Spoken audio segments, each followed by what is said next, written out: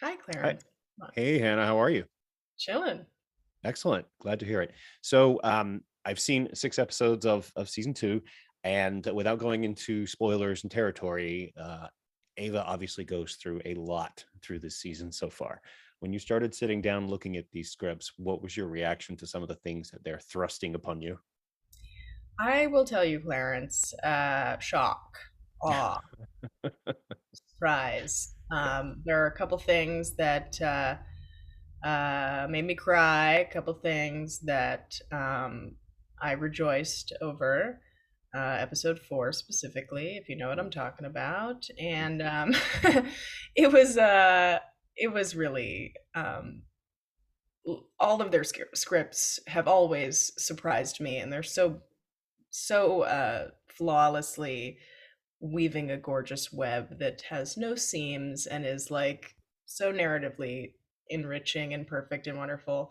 Um, and I never know what those crazy kids are up to, but they always deliver. Excellent. So obviously the season begins with no jump of time. Essentially, it begins where season one ends.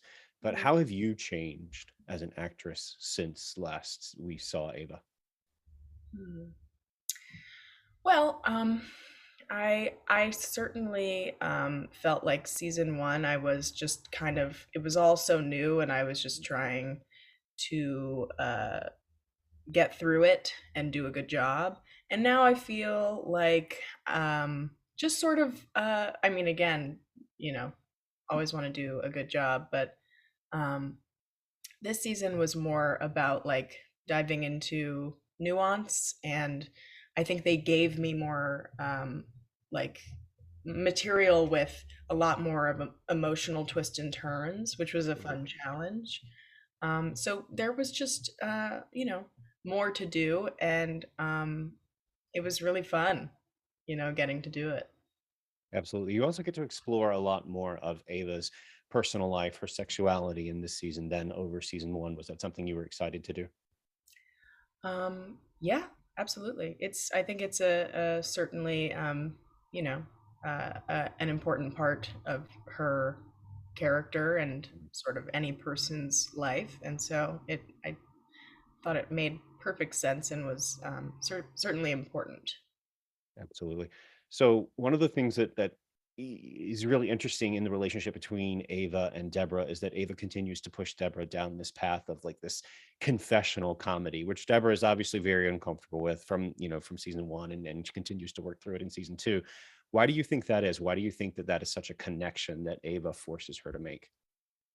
I think it all kind of revolves around Deborah, typically being the butt of the joke Mhm. and misunderstood.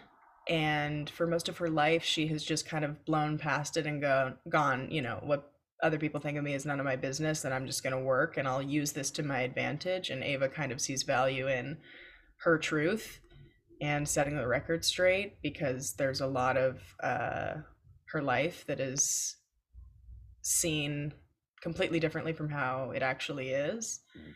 And so I think she believes she owes it to herself. Yeah, it makes for great comedy too. Yeah. Through all the scenes that you and Deborah endure Yeah, on the road, let's I say. I'm agree. not even sure if that's a spoiler. I'm so sensitive about not No, spoiling anything. that's all good. You're in the clear. All right, excellent. So if you were talking to someone who had not seen season two yet, what would you describe as sort of Ava's thematic journey over the course of the season? I would say that the theme of Ava's uh, journey over the season is self-reflection and emotional growth. I would say that she's really kind of hitting a rock bottom of sorts around her chaotic and destructive behavior. And while with her, it's always sort of one step forward, two steps back, she's just trying to be better. Yeah, absolutely. Well, I've loved the season so far. Your performance is fantastic, so Oh, congratulations. Thank you thank so much you. for the time. Oh, thanks, Clarence. I appreciate you saying that. Have a great rest of your day. You too. Take care. Hi, Hi, everyone. Clarence. Hi, How how are are you? you? I'm great, thank you. It's fantastic to speak with all of you today. Oh, thanks. You too. Likewise. I have seen 6 episodes of season 2, and I love it. It's great work. Um, I want to start with kind of a retrospective question. I talked to you all last year leading up into the premiere of season 1, and boy, what a year! What a year it's been. There's been weddings, there's been babies, there's been awards and awards, so many awards. Jen, what is your reaction to all of that? Like, how do you process the fact that this show has been so broadly embraced by almost all aspects of the television industry? Yeah, I mean, we're just like so grateful and thankful. Like it's especially now when there's so many shows, there's so many things out there. There's like amazing work that for whatever reason, like maybe doesn't catch on or it doesn't get seen by as many people as it should. And so the fact that the show kind of really quickly, we started hearing from people that it was connecting with them and that this has been the response. You feel so lucky and grateful, honestly. Excellent.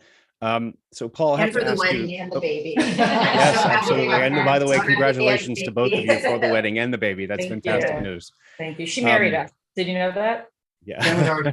She officiated. And I wanted to deliver the baby. They said it was There's a too COVID much. protocol. It's the Yeah. only reason Wait. she wasn't in the room. Yeah. So if I remember, Yeah. if I remember last year, you all were in the same house. You still all in the same house now?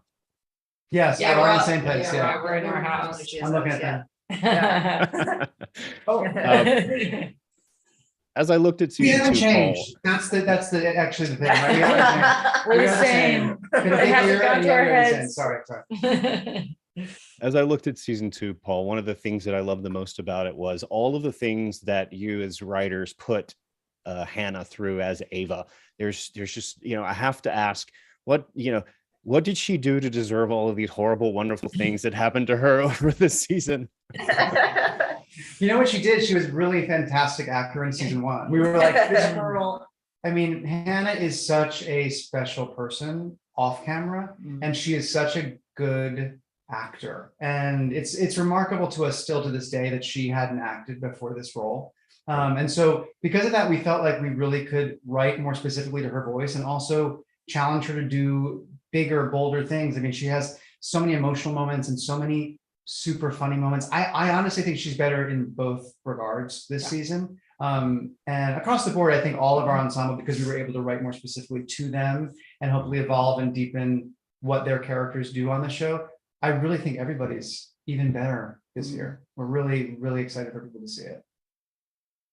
So this is, to whoever feels most apt at answering it. What do you think is you talked about the broadening of season 1 over to season 2. What, if for audiences who haven't seen this yet, obviously, what can we expect thematically? What should we let audiences know? What kind of ride are they in for over season 2? Yes, go ahead. Oh, I was just gonna say, in a way, I hope that they feel that they're getting more of what they came to love, because we do a resetting of the dynamic between Ava and Deborah, so that even though they've had this growth, they really get to a place where their relationship has tension and is challenged. And so in that way, you still have this nightmare boss dynamic. Deborah is still torturing Ava, and yet hopefully what doesn't kill you makes you stronger, right? So we're able to really deepen their relationship. They're out in the middle of the country, in the middle of nowhere, at their most vulnerable, on the brink. And if you've traveled with people in a small space, it can really, it can bring you to the edge. We've all seen Road Rules. So yeah, they can expect more of what they got, but little road rules. And hopefully a lot of new fun guest stars. I think this season is more of the same, and yet so much more. Talking about traveling in small spaces, my son is getting ready to graduate high school, and I am taking him on a road trip across the country this year. So we're driving out to California. I live in North Carolina, and we're driving out to California and back. So seeing all that's the so great. That's so cool. That's gonna be fun. great. Where in North Carolina are you? I'm in Raleigh, so you went to Duke, That's right. The Triangle. That's right. Yep. That's right. Yep. Love So, it. Okay, sorry, go ahead. No, sorry. Lucia, you won an Emmy for your direction. You won a DGA for your direction as well. What kind of challenges did you put forward for yourself as you entered season 2? I wanted to have the visual language of the show both feel familiar and also evolve and feel bigger. And I think especially because we are doing a season that is on the road, I wanted it to capture that like kind of Americana feel of both the beauty of the country, but also the decay of the country. And it was kind of tough because so much, we did get to go on the road a bit and actually shoot in different places in different states, but making sure that it felt like we were really out in the world, even if sometimes we weren't actually in those actual places, was a challenge. But with our cinematographer Adam Bricker, and we sent our operator Charlie Hoosier, he's got two last names. He went out and shot a ton of stuff that I think was so beautiful and really helped the show feel both, like I said, familiar and yet different. And so that's something that our production designer, Alec Contestable, and we all really pushed ourselves to try to make sure it felt rich and different and varied and, all those things. And there's also some shots and some sequences that I think are elevated and different from season one. I mean, there's a huge UFC fight in episode 1 that is certainly not something we did with the show last season, but feels a little different, but also the same. We're always striving to just be as real as possible with the show and try not to stretch the limitations of what it actually feels like to be either in Vegas or on the road and all that. So we really just pushed ourselves to make it just as beautiful, but also to make sure that we weren't overdoing the visuals and losing any of the story. So it's constantly balancing it out, and also shooting on a bus is not the easiest thing in terms of blocking and coverage, but we made it work, I think. Yes, absolutely. I felt the pain as the drawer flies out of the armoire and hits someone in the head, and I was like, wow. Shout out to even special effects for that. Move. And to that actor who has a very tough body. No. Hannah? Yeah, we weren't going to spoil it, but yeah, that's right. It's okay. Well, now you know. But the beauty is getting to the point. Jen, how as you looked at Deborah's character working with Jean over season 2, did you work with her in terms of where she would like to take the character and sort of what she was interested in playing? Yeah, I mean, Jean is such an incredible actor and is so keyed into the character that she, throughout the process of making it is always adding things and has ideas that enhance things. We knew, when we pitched this show, we pitched where it ends. So we have a pretty good idea of how long it is and what each chapter is. And so we knew Deborah's journey this season would be that she would be going back on the road. She would be starting fresh. She would be at a later stage in her career trying this really scary thing that would be easy for her to say no, I'm not going to do the hard thing. I'm going to just keep going.